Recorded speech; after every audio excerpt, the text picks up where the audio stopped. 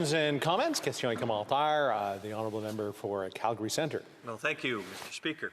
And I listened to my colleague on the side of the House, and I sit in committee with this member as well. And I often think he's reading off a page because so much of what he said is dissonant with the reality. He's talking now about a Canada Growth Fund on top of the Canadian Infrastructure Bank, the financial incentive systems that are all built throughout this government in order to foster investment in Canada, throw money at a wall on some of these technologies that aren't going anywhere, that continue to actually risk taxpayers' money. In the time this government's been in power, hundreds of billions of dollars of foreign investment, of Canadian investment, have left the Canadian economy. And now trying to backfill it with more Canadian government money is putting a finger in the dike. They've caused an investment climate that is destroying foreign investment and all investment in Canada.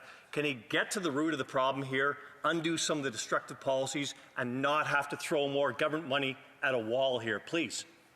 Honourable Parliamentary Secretary to the Minister of Environment and Climate Change. Well, thank you, Mr. Speaker. And I want to thank the honourable member for the question, and I of course enjoy his interventions in the Environment Committee, the Standing Committee. But Mr. Speaker, I think the honourable member should give his head a shake.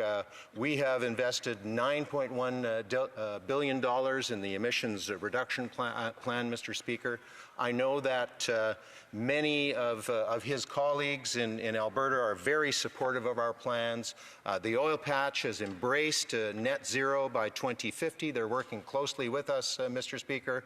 We will be capping oil and gas emissions, working with them. We're investing in carbon capture, which I know the honourable member supports. And Mr. Speaker, just finally, the clean technology market is worth $2.5 trillion.